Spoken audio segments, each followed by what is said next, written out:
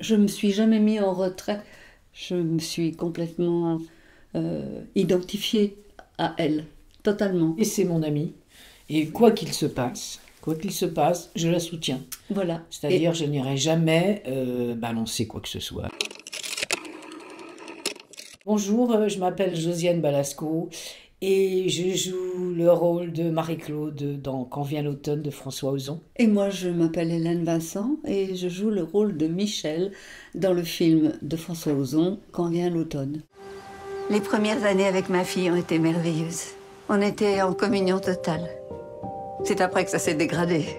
L'histoire de deux femmes qui sont très amies et qui ont décidé de vivre la fin de leur vie à la campagne, dans un univers où la nature est puissante et où elles peuvent librement inventer au jour le jour une vie douce avec, entre amis. Voilà. Voilà, ça c'est l'histoire qu'on vous raconte. L'histoire qui est racontée dans le film est beaucoup plus, disons, secrète.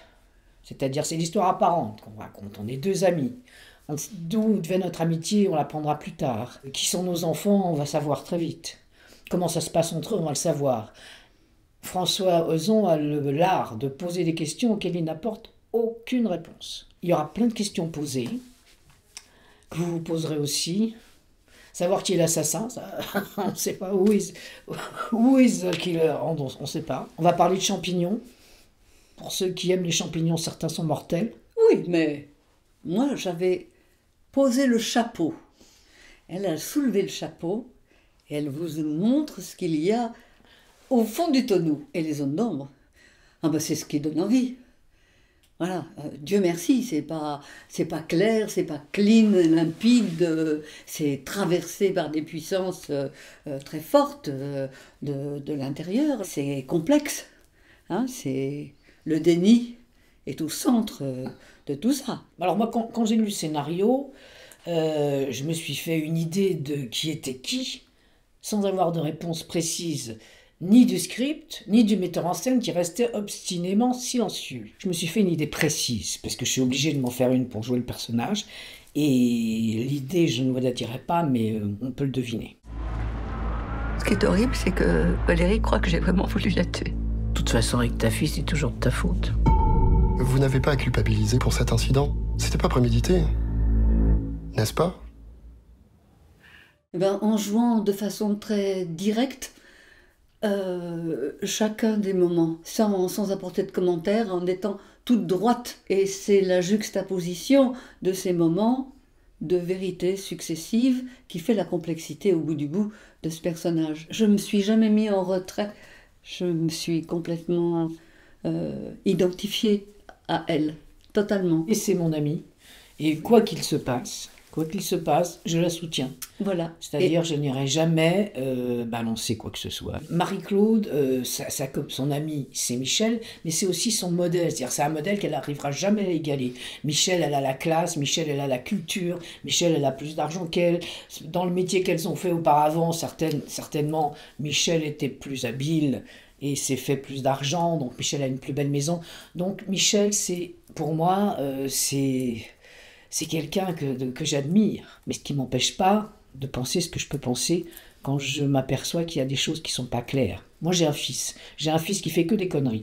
Et comme toutes les mères et tous les parents, on se demande qu'est-ce qu'on a merdé, où est-ce qu'on a vraiment merdé pour en arriver là, pour le fait que mon fils entre et sorte de prison régulièrement. C'est quelqu'un qui vit dans la culpabilité, et alors que finalement, Michel, pas du tout. Qu'est-ce que j'ai bien pu faire au bon Dieu, comme disait ma mère, mais qu'est-ce que j'ai bien pu faire au bon Dieu pour que tout ça me tombe sur le coin du nez? Oui, mais en fait, compte, je pense qu'elle sait, Michel. Elle comprend, elle est plus fine que ça. Mais je pense que elle, contrairement à mon amie Marie-Claude, je pense qu'elle abandonne, quelque part, elle abandonne la possibilité d'une relation de tendresse avec sa fille, et qu'elle reporte tout ça, tout ce bonheur-là, sur la relation avec son petit-fils. Et en passant sa fille pour perte et profit. Vincent n'a pas eu une vie facile. Je ne suis pas certaine qu'il s'agisse d'un accident. Tu es au courant de quelque chose? En fait, j'ai plutôt peur qu'il s'agisse d'un meurtre. François, c'est quelqu'un qui aborde tous les sujets, tous les styles, tous les genres. Je crois que c'est le seul exemple dans le cinéma français. Oui. Imprévisible. Voilà. C'est-à-dire, on ne peut pas prévoir quel sera son prochain film. C'est quelqu'un qui fait les choses rapidement, qui aime la vitesse, qui écrit rapidement, qui tourne rapidement, mais qui fait les choses avec un profond sérieux. Et avec une passion. Et qui ne bâcle jamais. Avec une passion incroyable. Voilà. C'est un passionné, cet homme-là. Et toutes ces histoires font ressortir ça. Et il a une position comme ça de questionnement sur ce qui se cache, dans le regard. Qu'est-ce qu'il y a derrière le regard? Dans tous ces films, je trouve, il y a ça.